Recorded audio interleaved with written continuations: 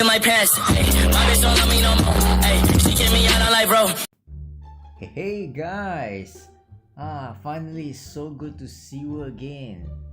And hold on, this video is about girl sex battle, and this month is still the month of May, and it's going to be all about loli. Loli as in the small girls. And lately this event, there was a bingo event where you can acquire the skins of this particular battle girl, namely Jyaku. And how was Jyaku obtainable in the first place?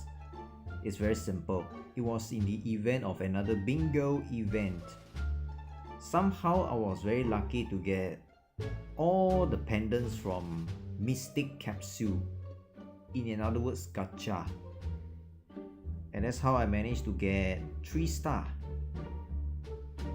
But at that time, not all pendants I did manage to get, so I only got Jyaku up to 3 star.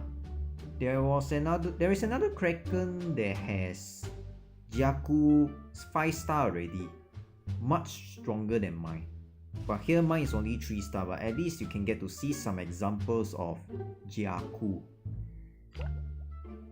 So I already put her in Villa, already max level, attack power of 12,000. No awakening, and this is her skins.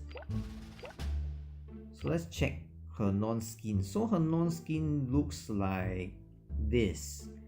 Ooh, there's so many different planets around her, and she's the type of girl that sees stars, see the solar system. Yeah, let me have a good year. But why does she have 2 horns on her head? Is she a devil? Not to mention that her views, point. Oh my goodness, gotta love that Bilby from a loli like Jyaku. You know, this Jyaku somehow reminds me of her so-called the twin system. I think it's Mitra. Mitra could be Jyaku's twin sister. And for some reason, she reminds me of an anime. Her name is Iona from Blue Steel. Here it is. A bit of a cool-deer type, more like a mechanical person, more like a little bit of a robot. She only follows the system, doesn't have a personality of her own.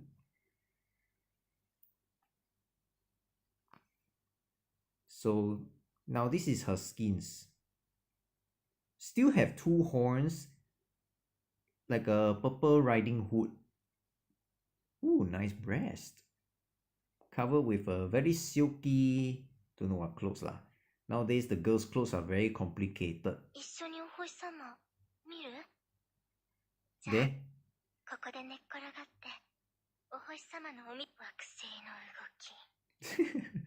Carmel Danson.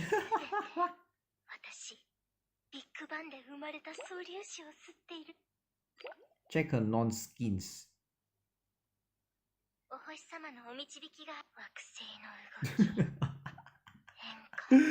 my goodness, the way she dances.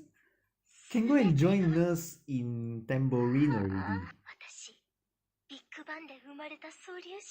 And she's holding a ball, like something like Emilia Crystal ball. But okay, enough playing around. Let's check out her skills, shall we?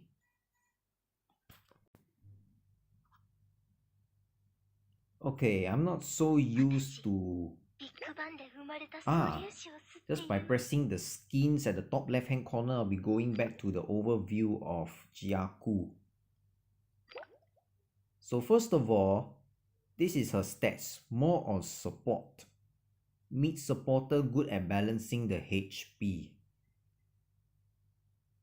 So that's how her stats looks like when she is at 3 star.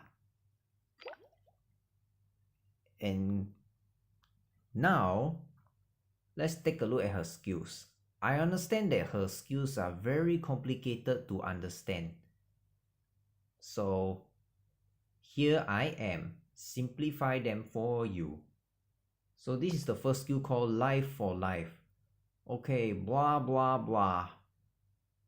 I see also until I get dizzy. So here is my illustration. So Life for Life. First of all, Jyaku sacrifices 45% of her current HP, as in whatever she has right now will be sacrificed by 45%.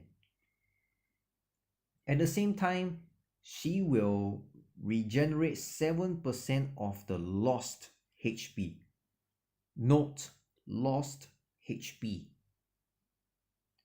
And what is going to happen next is that her allies will also drop their current HP, as in whatever HP they have right now, by 50%. At the same time, they will regenerate 7% of their lost HP. And I'm talking about specifically Jyaku's allies. The enemies also will drop their HP by 50%. 50% of whatever HP they have right now. That's why I put CUR in short call current, because I got no space to write already. And at the same time, the enemies will regenerate 3.5% of the lost HP. And that's per second. Per second. How many seconds? The duration? I don't know. But in exchange, it will say, when Jyaku casts ulti at the same time can also heal the enemies. Well, that will be fret not. Because her other skills may compromise that. And as for bosses, like for example, fantasy boss or guild event bosses, or you can fight against Sophia boss, whatever skill level of Life for Life will multiply by 250. The higher the skill level, the lesser HP sacrificed. So which means to say that you must pump skill level in your elective. That's how it is. Alright, let's move on to the second skill, my own use. So Jyaku sacrifices blah blah blah blah. Okay, I'll definitely get fuzzy wuzzy after reading this damn skill. Alright, back to the illustration. My own use. So what happened during that skill? Also, Jyaku will sacrifice 45% of their whatever HP that she has right now. And then for the enemies with the highest current HP, whatever they have right now, but the highest, rich in HP, so to speak, will be targeted by Jyaku herself. And this particular enemy will lose 33% of whatever HP that they have right now. And that portion of HP will be converted to heal both Jyaku and an ally with the weakest HP. Assuming that the Jinx is an enemy and Jyaku's allies is also Jinx. That's why I put Jinx as an example.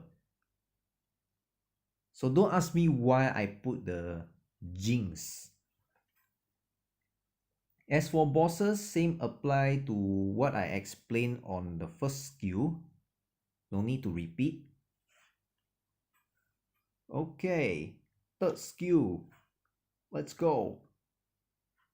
My universe in hand. Again, blah blah blah. Actually very straightforward. But anyway, here comes another illustration on the third skill. Universe in hand.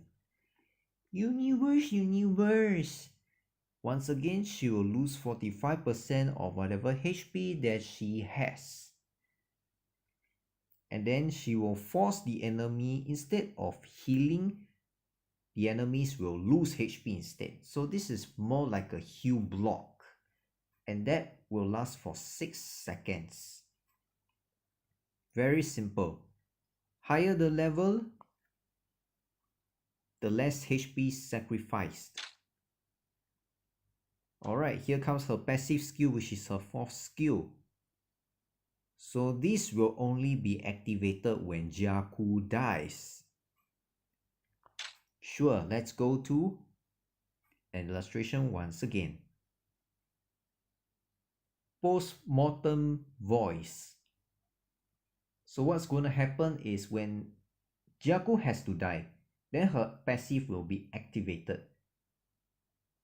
And during this stage, she will target 2 different units. One of them is the ally with the weakest current HP. Another target will be enemy with the highest current HP. These 2 units will get a mark, and that will last permanently. So what do they get? Allies receive damage reduction. In other words, the ally will receive lesser damage. Whereas for the enemies will receive more damage. That's what it means by amplification. Increase the damage taken compared with the original damage.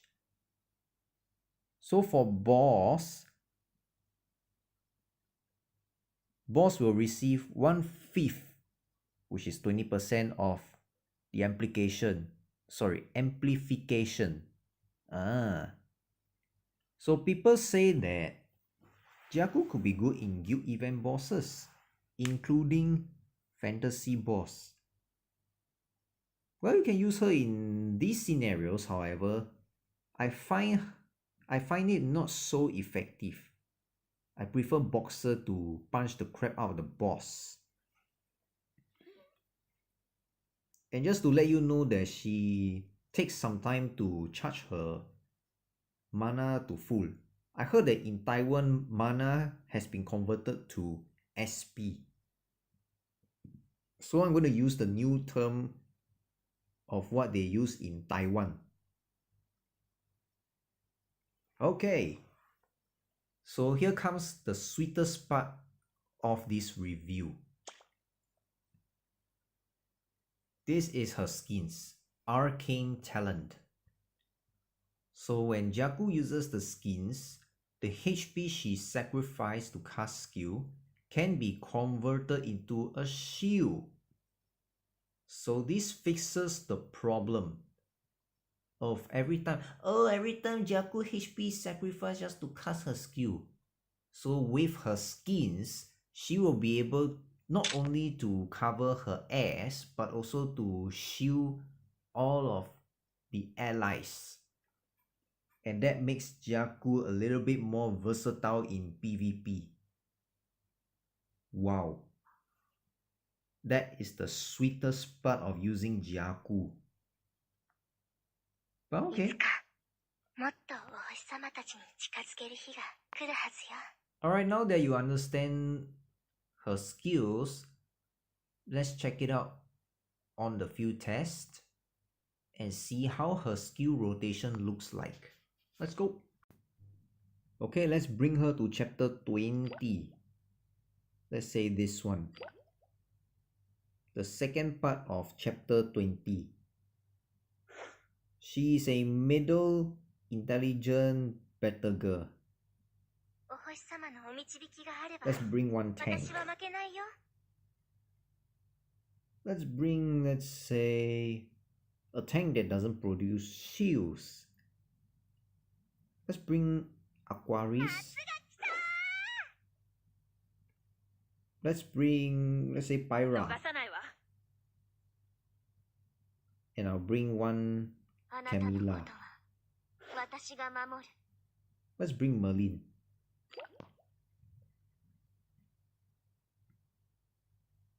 So let's focus on Jyaku.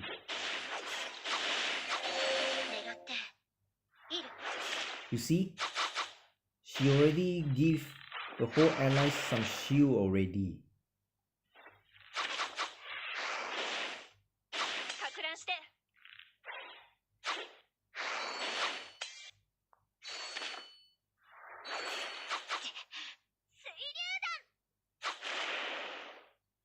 Oh my goodness.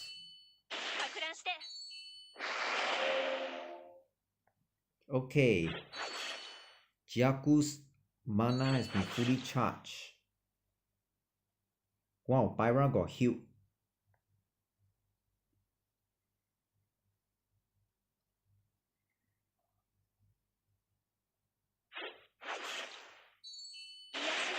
Look at that. Their HP got sacrificed. And instantly got healed already. Look at that.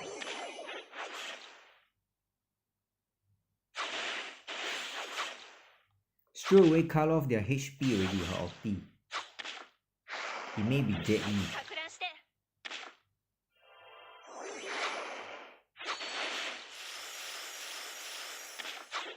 Her skin is so much useful because she can constantly give shield to the whole allies.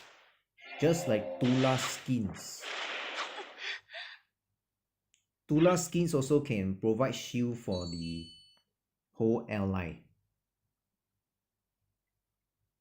But one day I'll show you Tula's skins.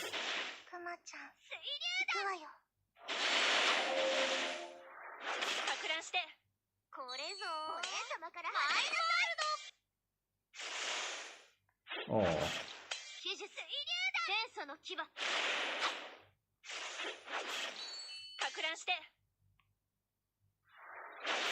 Kill something.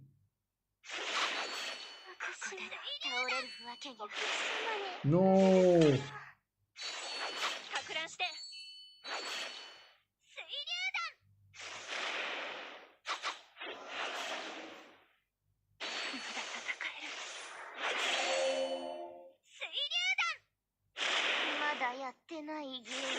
See the mark?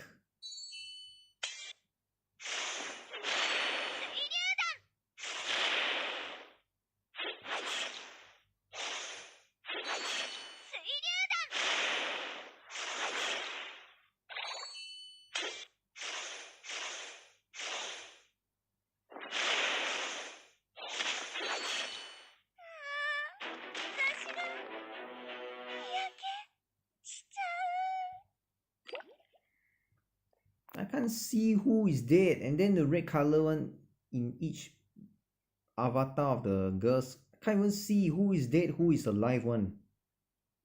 But anyway, this is her damage. 1 million over. So as you can see, Jyaku died. One of them got a mark, and I don't know which enemy has the mark. I never bring nurse though. If I bring nurse, it could have cleared already. But anyway, this is... I intentionally wanted to make Jyaku die so that you can see the fourth skill, how her passive works.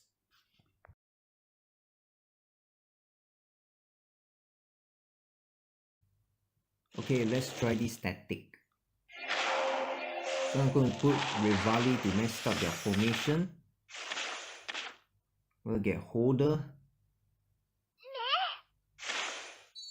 We group them together. And then we'll have Jyaku to balance their HP. And we have Yen to cover up the lost HP.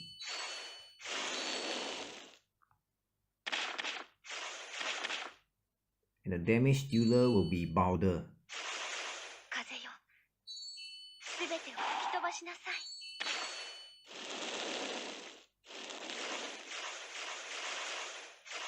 But one good thing about using Jyaku is that although the whole allies lose HP, they gain a lot of MP.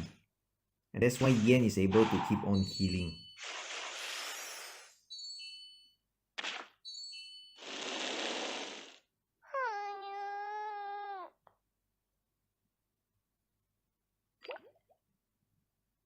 So let's see, all of them are dead except that Heimdall. But look at the damage Jyaku does. It's kind of crazy when she ulti. I can't see which allies are dead. I prefer the old version, where the dead girls have become a little bit shaded in black, while the girls who are alive still so bright in colors.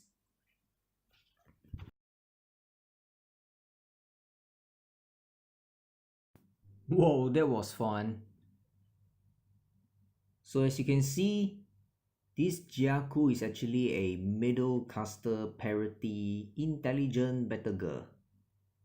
And if you ask me what is SS plus 1, I also don't know. Oh, this arrow like button I can rotate between awakening and non-awakening, including with skins. And her boobs is so bouncy.